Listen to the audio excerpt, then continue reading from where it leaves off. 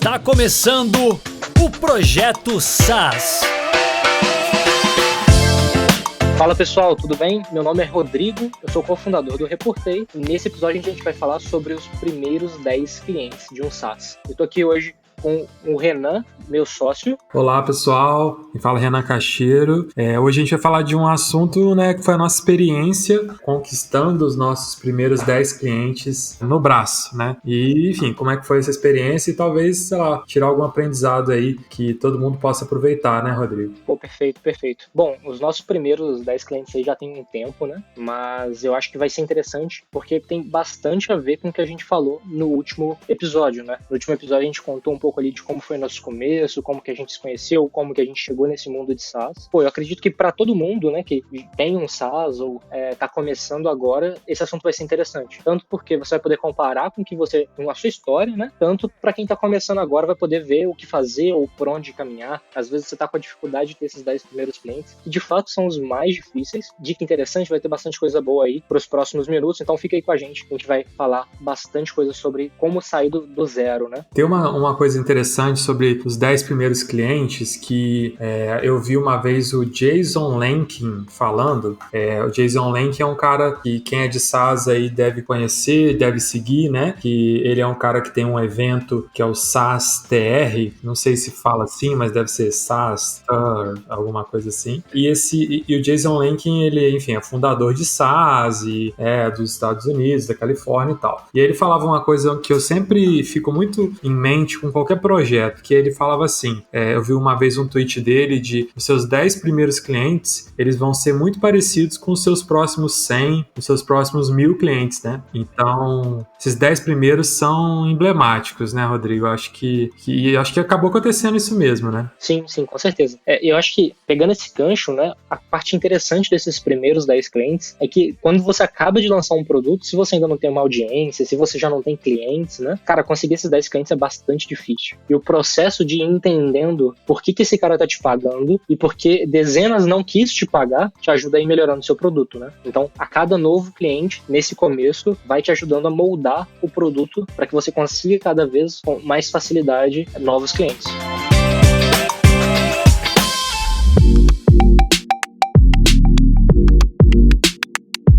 Vamos falar da nossa experiência, A gente, começou buscando clientes, a gente não tinha capital para ads ou para fazer mídia, A gente decidiu não fazer isso, A gente podia pegar alguma grana, fazer algumas campanhas, Mas a gente não foi por aí, não foi por esse caminho, No nosso caso, a gente começou no boca a boca mesmo, mas principalmente, isso é uma dica que eu ouvi também uma vez o pessoal da área de growth do Nubank falando, a gente começou vendendo para contatos que estavam próximos da gente, Então a gente tinha um MVP, E aí a gente foi, enfim, testar se as pessoas estavam dispostas a pagar por isso, Tem várias coisas aí nesse assunto, Rodrigo? Acho que a gente pode evoluir nisso aí, mas esse ponto de vender para quem está próximo da gente tem lados positivos, Mas tem lados negativos também, Eu acho que você concorda, Não, concordo. Eu até tinha anotado aqui, que, acho que o primeiro contato que o seu produto vai ter no mercado, é com pessoas da sua rede que você já construiu ao longo da sua carreira, Então, imagino que seus amigos mais próximos, mesmo que eles não deem um feedback de fato muito honesto, Feedback honesto é o cara pegar a grana e pagar pelo serviço, eles talvez te ajudem a chegar a outras pessoas, a te indicar para alguém que possa precisar do seu serviço. E no nosso caso, Renan, como você já tinha aquela audiência de pessoas de agência, profissionais de marketing, já tinham trabalhado contigo na agência, foi bem tranquilo a gente trazer algumas pessoas para testarem a ferramenta, para o pessoal usar de fato. E aí tem umas coisas interessantes que é o seguinte, Rodrigo, assim, óbvio, gente, quando a gente tá validando a ideia, a gente nem tem um produto, a gente já tá vendendo, isso aí acontece também e tal, a gente tem como vender sem ter produto, não é? No nosso caso, a gente realmente precisava, pela natureza do nosso produto, a gente não conseguia fazer uma pré-venda, A pessoa tinha que testar, gostou, paga, Então, o que aconteceu aconteceu, até a gente já contou que a gente sempre fala esse caso, né, de o Rodrigo ter o produto pronto, sei lá, numa sexta, e aí no mesma hora já começar a postar em grupo do Facebook e tal, né? Na época, quando a gente estava lançando ali 2015, né, 16, a gente tinha esses canais fortes que eram os grupos do Facebook, né? Que, dependendo da época que você estiver ouvindo isso, ainda são canais que você pode utilizar, dependendo da região e do público. Mas uma coisa que também eu, na época, fui fazendo muito isso era tentar entrar em contato com a minha rede de pessoas que eu conhecia e abordar. Falar, gente, ó, eu tô com esse produto aqui, o que você acha? E aí, enfim, tentava pedir pra pessoa testar, pessoas que trabalhavam, por exemplo, a gente tem um produto voltado pra agência, né? Aí eu abordava o pessoal das agências e falava aqui, como é que você tá fazendo aí? Testa aí, né? E aí, isso muito manual, né? Indo na mão, com quem eu lembrava ali da minha cabeça, da minha lista, sabe? Ao mesmo tempo que a gente começou ali postando em grupos do Facebook, né? Jogando, espalhando isso, né? A gente também ia nos contatos, né? Nos contatos próximos, né, Rodrigo? Eu não lembro se a gente falou isso no último episódio, mas é bem importante que, se você está fazendo algum produto, você já conheça sobre o mercado, né? Ou pelo menos esteja ali se inserindo no mercado, né? Você tem que ter pelo menos aí na sua cabeça uma lista de 15, 20 pessoas que poderiam comprar seu produto. Não necessariamente que vão comprar, mas que pelo menos, se você falar sobre ele e mostrar ali algumas telas, a pessoa fala, poxa, interessante, quero testar. Porque se você está fazendo alguma coisa e você não conhece ninguém que poderia comprar o seu produto, você está tão distante desse mercado que você nem sabe se você está entregando um produto que tem aderência, né? Que de fato é uma necessidade para essa galera. Isso foi uma coisa que aconteceu muito comigo antes do Reportei. Em vez de eu começar, tipo, existe essa demanda, vou entregar esse produto, conheço já quem está demandando isso e vou então tentar vender, acontecia que eu pensava num produto que para mim parecia interessante, desenvolver esse produto, aí quando ele estava pronto, falava, beleza, agora para quem que eu mostro? Quando eu fui abordar o Renan lá para aquela ideia de produto que eu tive, que o Renan não quis comprar, e aí sim a gente fez o Reportei, eu já estava começando a mudar esse pensamento. Eu já estava tipo, poxa, primeiro eu vou abordar quem poderia comprar para depois desenvolver alguma coisa. Agora imagina se eu tivesse feito aquele produto inteiro e chegasse para você e falar, Renan, e aí? E aí você falar assim, não quero não, obrigado. Isso é muito complicado, né? Algumas coisas que eu aprendi nessa abordagem que a gente faz, né? Algumas coisas eu fiquei chateado, tipo assim, poxa, a pessoa falou que gostou, mas não vai comprar.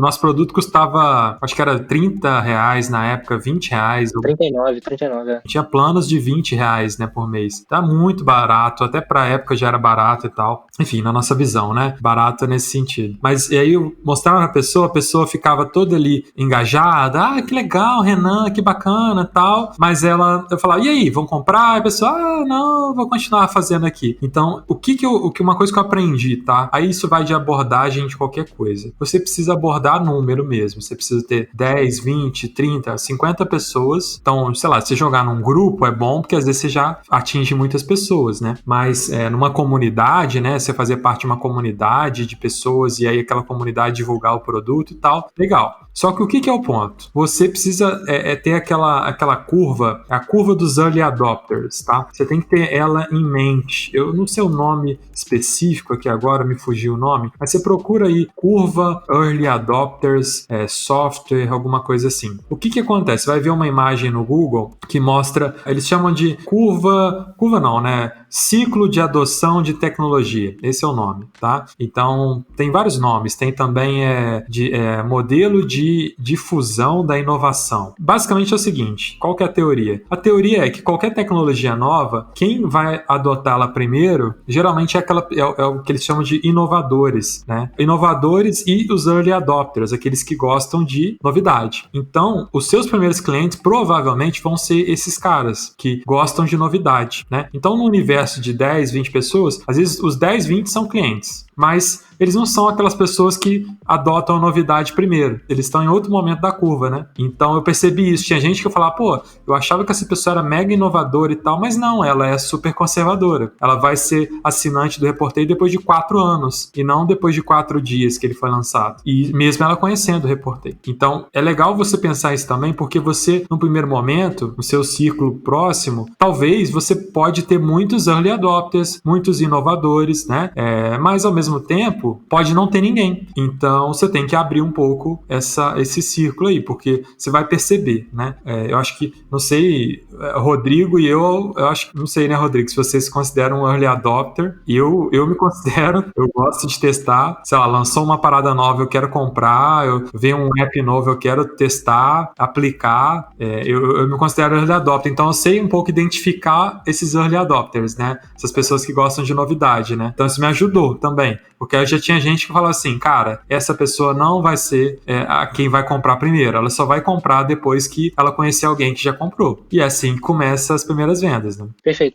Com certeza. Eu também sou desse time que acaba testando as coisas antes, fuçando, talvez não comprando tudo, né? Porque não tem como sair comprando tudo, mas pelo menos lá ver o que é de diferente, eu vou. E essa questão do volume é muito importante, porque naturalmente seu produto vai ter uma taxa de conversão, né? Vai entrar X pessoas de um lado, vai sair Y clientes do outro. E para isso funcionar, vai ter que ter um volume de entrantes para sair clientes. E como o Renan falou, como o seu produto está começando, né? Você vai precisar que um volume maior ainda de pessoas entre no começo, porque como ele não é conhecido, as pessoas do mercado ainda não sabem que ele existe, por mais incrível que seja, você vai precisar que um volume mínimo ali já esteja falando sobre aquilo ali, que já exista algum, talvez o nome disso, não sei se é brand, né, mas que as pessoas ali, um hype, talvez, tem um hype ali, para que as pessoas vão conversando sobre aquilo ali, o boca a boca que faz o SaaS crescer de verdade, né, quando alguém pergunta, poxa, o que você usa para solucionar tal problema que eu tenho aqui, e aí a pessoa fala, pô, eu uso essa ferramenta, e é nesse momento que vende, né, que você começa a ganhar mais tração. Uma coisa que a gente não fez no começo do Reportei, mas que eu acho que talvez seja interessante, caso você esteja meio perdido com o seu SaaS, né? Você está começando a desenvolver e está perdido, seria começar, sei lá, fazer um blog, começar a postar no Twitter sobre o assunto, interagir com um grupo, tem pessoas daquele mercado mesmo antes de ter o produto, né? Tipo, e começar a fazer algum contato, sei lá, no Reddit, não sei, responder pergunta no Quora, talvez fazer um marketing pessoal, né? Porque aí quando você for vender para alguém, você já vai ter uma audiência. Exatamente. Aí você pode anunciar na sua lista de e-mails, no seu LinkedIn, no seu Instagram, né? Eu acho que isso acaba... eu lembro que a Resultados Digitais começou assim, começou como um blog, e eles ficaram um bom tempo como blog. Acho que foi questão até de anos como blog, até lançar o primeiro produto. E aí o blog já tinha audiência, eles já tinham lista, e aí lançou o produto a partir do blog, né? Enquanto o produto estava sendo desenvolvido, estava sendo criado conteúdo, o que é fantástico. Isso é uma estratégia que eu acho que, assim, a gente não fez, né? Mas a gente pode se aprofundar nisso, né? No nosso caso, a gente, enfim, começou essas abordagens, né? As pessoas próximas a gente começaram a testar, e aí uma das primeiras pessoas que comprou, se não me engano, eu acho que a primeira cliente, eu até lembro até hoje o nome dela, que é a Marcela. Marcela Alves. Exatamente, a Marcela, ela foi a primeira cliente, ó. Eu lembro porque eu fiquei muito com isso na cabeça, né? Falei, porra, que legal, né? A pessoa passou o cartão de crédito, né? Ou pediu lá o boleto, não sei o que era na época, né? Mas eu lembro que ela veio, eu não conhecia ela diretamente, acho que ela conhecia alguém que me conhecia, deve ter visto em algum grupo, mas já conhecia a gente. E aí ela ficou vendo ali, reportei, e ela mesmo era uma inovadora, uma early adopter, gostou, comprou e assinou. Foi a partir dessas conexões ali. E se não me engano, isso eu não sei quanto tempo demorou entre a gente pôr um MVP lá no ar e vender. Você lembra exatamente? Eu não tô lembrado. O primeiro cliente, cara, não lembro.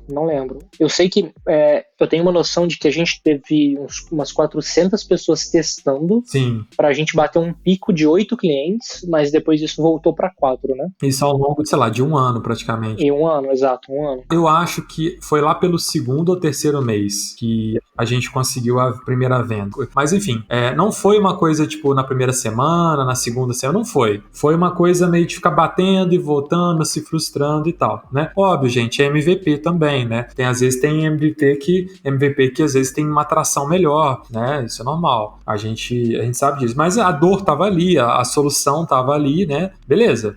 Acho que a nossa rede começou a impulsionar isso. E aí eu lembro que começaram a vir alguns primeiros clientes. Uma coisa que ajudou muita gente foi os grupos do Facebook. A gente ficava postando e respondendo pessoas que perguntavam de relatório e tal, né? Isso é uma tática muito legal, tá? Principalmente no Twitter. Eu acho o Twitter também muito legal para isso. Grupos do Facebook. A pessoa já tá lá comentando, perguntando do produto e tal. Você entra e comenta. Ah, testa aí. Então, se você tem uma dor que você soluciona ou você traz alguma coisa nova, geralmente as pessoas estão perguntando sobre isso. Pode ser feito também, igual o Rodrigo falou, em fóruns, né? Comentário de blog, aquelas áreas de comentário, né? Que o pessoal tá lá comentando alguma coisa. Então, achar as perguntas e responder elas é uma coisa que a gente fez muito, e até hoje a gente faz como estratégia, e foi coisa que começou a trazer gente que a gente aí já não conhecia mais o pessoal. Então eu lembro que, se não me engano, foi o terceiro ou quarto cliente, já era uma pessoa que eu não fazia ideia de quem que era. Essa é a melhor cliente, né? Que você não faz ideia. Nossa, caraca. Exatamente. Eu tinha uma noção, mas enfim, já era o terceiro, quarto cliente, eu pensei, pô, quem que é essa pessoa? Da onde que ela viu, né? Então aí você começa essa curiosidade. Mas isso, igual o Rodrigo falou, sei lá, dezenas de testes depois, dezenas de usuários testando, né? Foi mais ou menos, esse comecinho foi meio que na mão, grupos respondendo, e a coisa começou a crescer, né?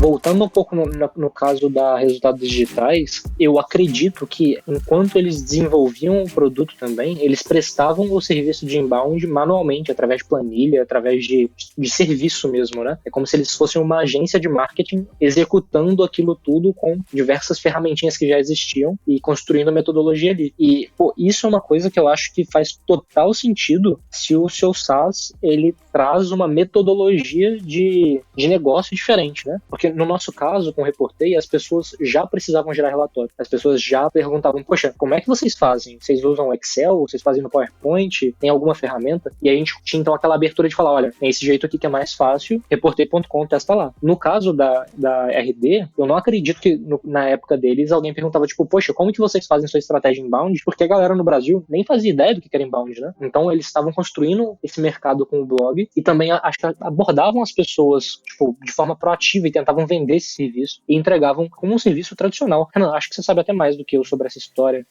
Não, é verdade. Eles eram meio que uma agência e a coisa evoluiu, né? Uma coisa que eu já vi comentário por aí, eu acho que é uma coisa legal, que geralmente quando você está nos primeiros clientes de SaaS, eu vi um comentário do cara do AppSumo, chama Noah Kagan. Achei que sei lá. Esse cara, ele comentou uma coisa que eu vi uma vez que eu achei interessante, que ele falava assim, quando você não tem cliente, você não precisa ficar pensando em marketing, você tem que pensar em coisas que não escalam. Quando você está começando, você tem que pensar em vender daquele jeito mais na mão mesmo, né? Coisas que você vai ter que fazer, como demonstrar o produto, levar o produto adiante, né? Mas não necessariamente você precisa ficar pensando em marketing. Se você, claro, igual a gente falou aqui, fez um blog, criou uma audiência, a partir disso lançou um produto, pô, maravilhoso, né? Mas a gente sabe que isso é uma minoria que vai conseguir também, né? Então, eu acho que tem um pouquinho disso, de você estar um pouco mais fazendo coisas na mão. E eu vejo que, por exemplo, muita gente, às vezes a pessoa testava o software, a gente ia lá e conversava com aquela pessoa. E aí, gostou? Como é que tá? Às vezes até ligava pra pessoa pra saber, né? Hoje a gente não faz isso, né? A gente não... Claro, a gente faz isso em alguns cenários, mas, tipo, você não liga pra todo mundo que tá testando seu produto quando ele já tem, sei lá, centenas de milhares de testes e tal, né? Mas ainda mais quando você não tem tanta grana pra ter uma equipe pra ficar ligando. Mas, enfim, no nosso caso, a gente não era uma coisa escalável eu ficar ligando pra todo mundo. Mas no começo a gente procurava ligar, mandar e-mail, correr atrás das pessoas, né?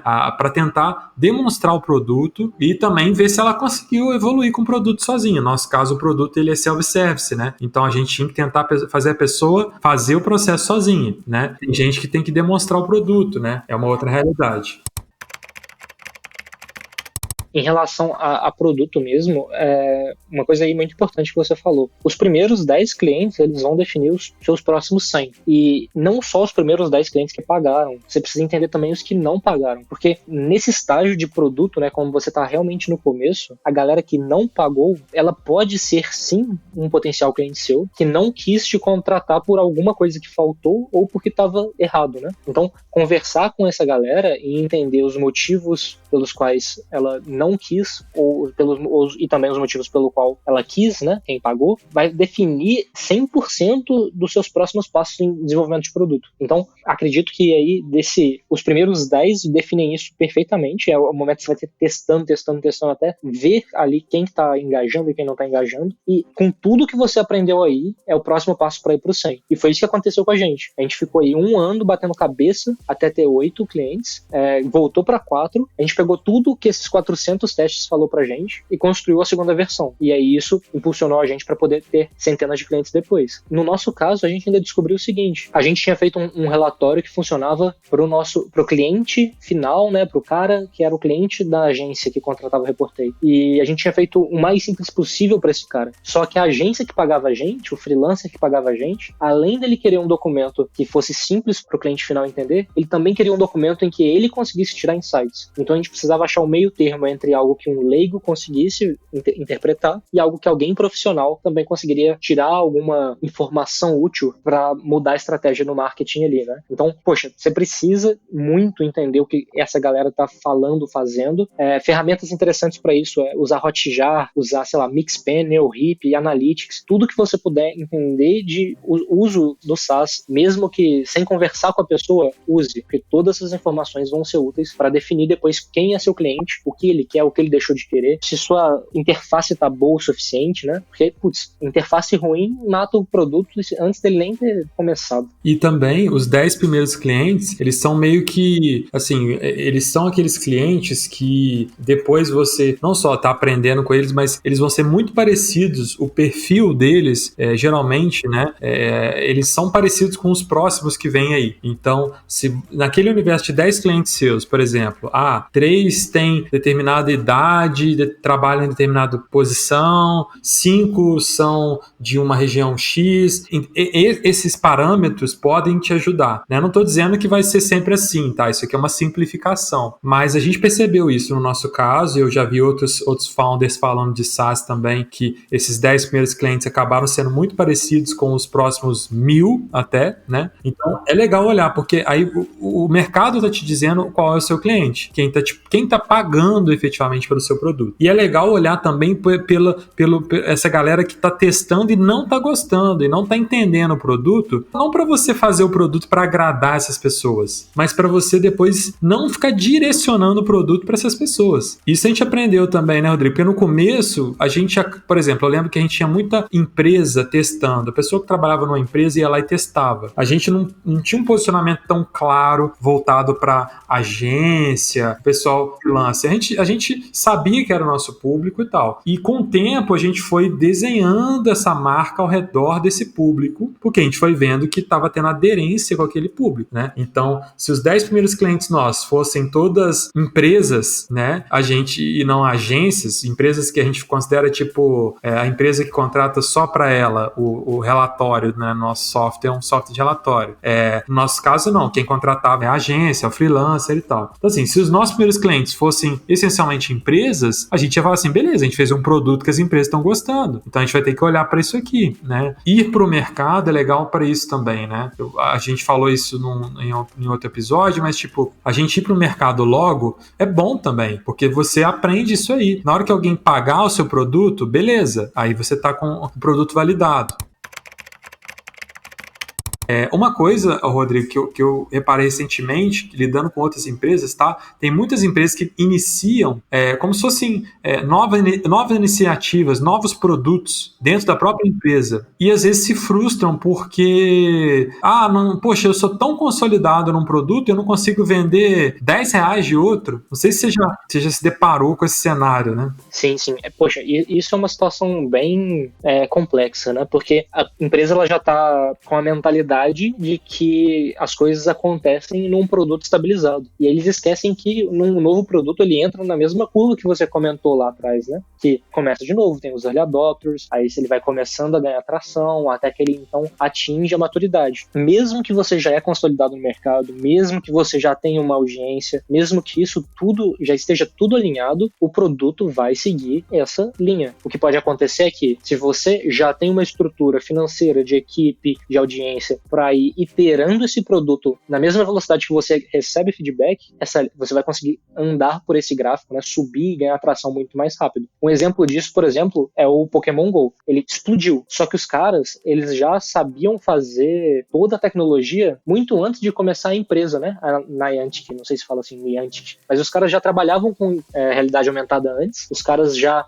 tinham o licenciamento do Pokémon, né, então eles já tinham toda uma estrutura, com um time que era pequeno pro tanto de sucesso que eles fizeram, mas que a cada dia lá ia saindo release nova do jogo, ia saindo novidades a partir do feedback das pessoas. E eles iam, então, sempre iterando o produto para ele aguentar essa pressão, né? E eles não são um SaaS, mas é um exemplo de algo que conseguiu explodir, mas que explodiu porque entendeu a curva e até, nesse caso, ele aproveitou tanto a curva que, tipo, ele se projetou, né? Pegou os early adopters e essa galera ficou tão viciada e tracionada no jogo que explodiu muito rápido, mas porque eles iam iterando o jogo e melhorando e entendendo aquilo ali ao longo de um tempo. Até arrisco a dizer que o produto começou muito antes deles lançarem na App Store. Eles já estavam fazendo todo aquele modelo funcionar há muito tempo, porque a galera que desenvolveu essa empresa, eles já tinham feito um outro jogo muito parecido, mas sem a temática de Pokémon pro Google, né? Isso é legal, né? Você tem a experiência de um produto, aí você vai pro próximo e consegue vender ele de uma forma mais inteligente, né? Fazendo ajustes, aproveitando, por exemplo, sei lá, a marca, né? No caso do Pokémon, os caras aproveitaram a marca, né? Então já tinham toda a capinha do produto, só faltou a caixinha, né? E aí você colocou lá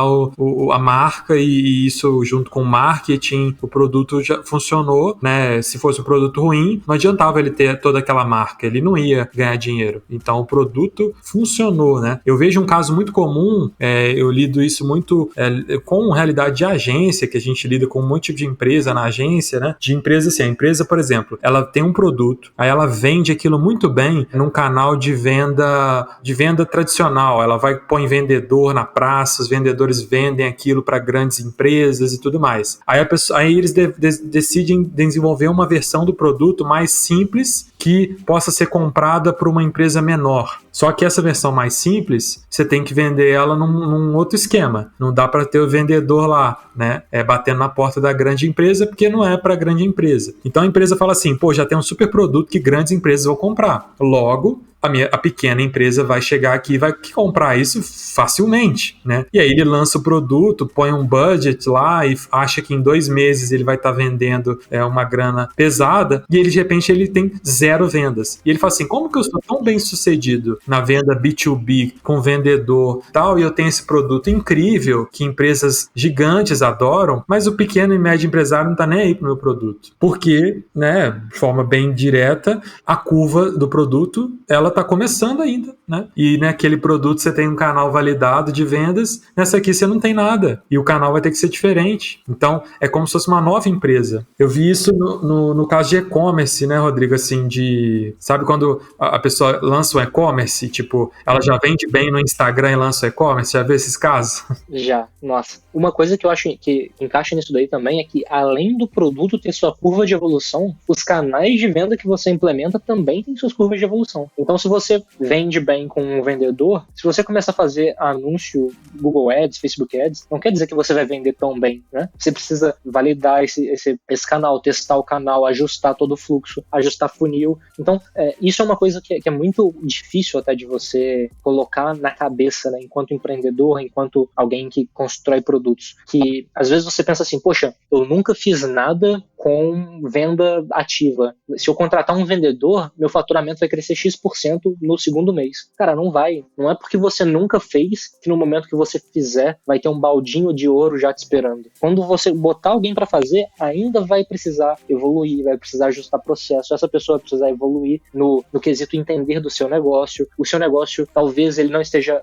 adequado à comunicação dele para esse novo canal. Então, tanto a questão de construir o produto e validar o produto, você precisa também construir e validar canais. Isso é uma coisa muito importante pra gente.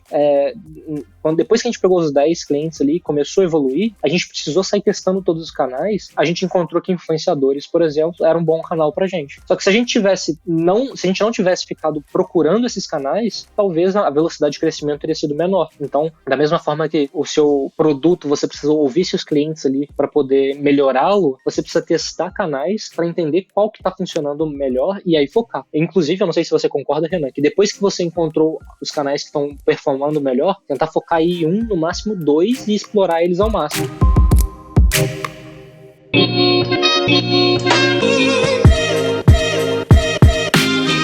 Isso é uma coisa que é boba, mas assim, tá dando certo, deu certo, minimamente certo. Agora, explora esse canal aprofundadamente, né? Antes de ficar abrindo mais canais. Exemplo, a gente na prática, reportei, a gente explorou SEO, influenciadores, mídia paga, beleza, né? E aí, tipo, muitos anos depois que a gente começou o Reportei, a gente começou a explorar vendas com prospecção, outbound, né? Tipo, colocar alguém para bater na porta e fazer algumas vendas mais na mão. Demorou anos para pôr esse canal para rodar, porque a gente estava lapidando os outros canais, né? Então, se você também, às vezes, fica lá pondo canal demais, beleza, pode ser que às vezes você tenha grana para isso, tempo, né? Mas geralmente não existe tanta prioridade assim. Então, isso aí que eu acho que o Rodrigo falou, acho que é uma lição, fantástica, que é assim, deixa os canais também amadurecerem, né? Porque às vezes você fala, vou mandar 2 e-mails aqui, vou vender, e não é assim, né? Eu vou fazer aqui um Google Ads e sair vendendo, também não é assim. Talvez você vai demorar um tempão para você aprender a dinâmica daquele canal. E é uma dica que eu dou, que eu uso isso na minha vida aqui como marqueteiro, digamos assim, né? Mas trabalhar essa parte de crescimento, que é, se você tem um orçamento, eu gosto de tentar esticar ao máximo esse orçamento, ao invés de gastar ele rápido. A gente teve experiência em Reportei assim, que a gente falou, vamos dar um tiro de canhão, né? E vamos gastar uma grana pesada em um grande canal que vai ser... E não vingou. Não deu nada. Não deu nada, a gente perdeu o dinheiro, né? Só serviu para aprender, realmente. Agora, se você pega a grana, vai dividindo isso de uma maneira que você consiga ir testando no caminho, você geralmente, o que a gente viu é que às vezes a gente consegue ser mais bem sucedido. E aí depois você só ganha tração. Então, validar o produto, validar o canal de venda é muito legal. Mas isso aí eu acho que é aquele papo que começa para depois dos 10, né? Porque a gente tem que começar a falar em ganhar tração, em validação de canal, mas se entender que você não vai vender os 10 primeiros se você não estiver respeitando esse amadurecimento de canal e do produto, né?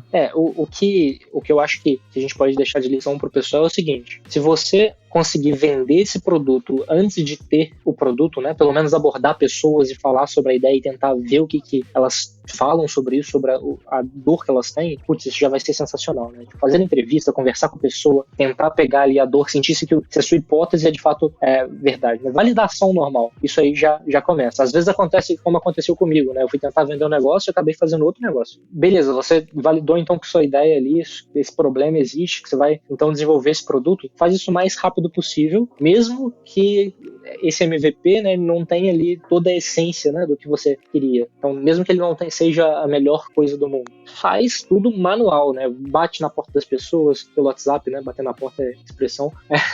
LinkedIn, fórum, grupo no Facebook, Instagram, conversa com todo mundo que tem algum fit com o seu negócio, né? Que tem ali uma proximidade com esse problema e tenta entender o máximo que você puder. Pega a pessoa que gosta de conversar, porque as pessoas que gostam de conversar, ela vai contar tudo. E aí, ouve e anota tudo que essa pessoa está falando. E a partir desses feedbacks, melhora seu produto. Porque o seu MVP, a taxa de conversão dele vai ser uma merda. Mas porque ele é um MVP. Então, porque ali vai ter só o mínimo para a pessoa ver valor, né? Então, quanto você vai aprendendo o que as pessoas valorizam, você vai adicionando isso ao produto, tirando talvez coisas do produto, né? Porque nem sempre adicionar é o caminho. Às vezes tirar também é um bom caminho. E aí seu produto, então, vai gerando cada vez mais valor, vai aumentando a taxa de conversão e você vai aí conseguindo os primeiros clientes. E aí a gente acaba tendo que ter essa humildade, digamos assim, de ouvir de verdade, né? Não é para ouvir só o que quer ouvir. E às vezes fala assim, nossa, mas como que o usuário pode querer isso? É tão bobo. Nossa, ele não entende que isso vai fazer ele perder mais tempo e tal. Mas às vezes o usuário quer aquilo. Às vezes o usuário quer o PDF, que é um negócio que você fala, pô, isso não faz sentido mais e tal, PDF. E aí você tem que pôr o PDF, senão você não vende o produto, né? Então tem aquela história, né, que a gente percebe que, assim, ouvir o cliente tem um limite, né? Porque você também não pode simplesmente fazer tudo que o cliente quer, que é igual, sei lá, você vai na sorveteria e a criança de 5 anos escolhe todos os sabores que ela quer e monta não é assim que funciona, né? Você é o chefe, você é a pessoa que vai saber ouvir e criar a partir daquilo, né? Então é o trabalho do chefe de cozinha, né? A pessoa fala, eu gosto de bacon, eu gosto de coisa gordurosa, eu gosto de sorvete. O cara não vai montar um prato assim e montar um restaurante 5 estrelas, não é isso. Mas o trabalho é entender onde que estão os pontos que as pessoas realmente precisam, né? O que elas precisam efetivamente. E aí, claro, às vezes você vai ter até, num primeiro momento, recuar das suas crenças, né? E aí eu ouvi, tem muito disso, né? Eu mesmo ficava... até hoje eu lembro das rejeições, né? Tipo, como assim essa pessoa não tá comprando? Como assim essa pessoa não tá nem testando? Poxa, não é possível, isso aqui vai salvar a vida dela, é um produto que vai mudar a vida dela e ela não tá querendo nem testar. Isso eu ficava indignado, né, com a pessoa. Eu não tava tendo empatia, não tava entendendo que do outro lado tinha alguém que, cara, não era o foco dela. Eu tinha uma visão, ela tinha outra e tal. Então a gente precisava chegar naquele momento e aí, quando a gente chegasse lá, a coisa ia funcionar, né? Eu acho que a gente aprender e ouvir é difícil pra caramba. Parece uma coisa fácil, mas, nossa, não é fácil. E se a gente consegue, poxa, aí eu acho que a gente tem um bom caminho a partir desses 10 primeiros, né, Rodrigo? É o que acredito que a gente falou isso no último episódio, né? Que antes de você tentar mudar alguma coisa, primeiro você tem que entregar o que as pessoas esperam. E aí depois que você entregou isso, talvez elas agora estão prestando atenção no que você está falando para que você fale um novo caminho, né? Então, se a pessoa está acostumada a funcionar de um jeito, primeiro elas têm que te ouvir para depois elas considerarem mudar de jeito. E nesse caso, ouvir é o seu produto entregar o que ela precisa, né?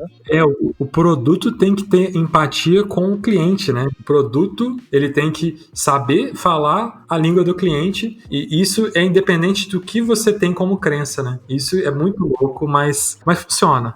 Se você chega lá, você percebe, você fala, putz, tô vendendo, tá funcionando. As pessoas estão entendendo e elas estão gostando. E então, de repente, você começa a ganhar tração. Mas é muito difícil você acertar isso de cara. Então, fique tranquilo.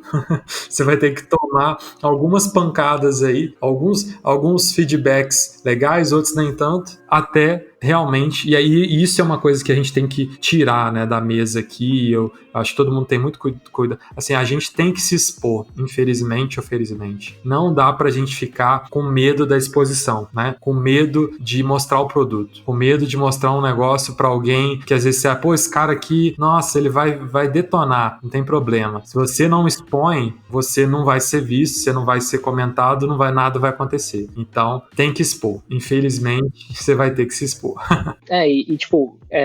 Vai ter gente que vai ver seu produto e vai falar assim, nossa, é realmente isso aqui que você faz? Sério? E esse cara era talvez a pessoa que você tinha na cabeça que seria seu primeiro cliente. E aí não pode doer isso no seu coração. Não pode doer. Porque o produto vai evoluir, né? Talvez tudo que esse cara criticar, falar, poxa, não tem isso, não faz isso, não faz isso, não faz isso. Você vai anotar isso tudo e falar assim, pô, meu produto então daqui a X tempo, talvez vá por esse caminho. O Bill Gates já fala isso, né? Que o cliente insatisfeito é justamente o que você tem mais a aprender. Porque ele vai poder falar com você tudo que ele não gostou. O cara que tá ali, beleza, legal, o que você aprendeu com ele? Não é nada. Então, você precisa desse cara que é o crítico, master, que vai falar assim, olha, não, mas você não pode fazer um produto assim, você não pode simplificar isso dessa forma, você não pode tal coisa. Tudo que ele fala que você não pode, você considera se de fato faz sentido, né? Isso é importante, você precisa avaliar isso, filtrar.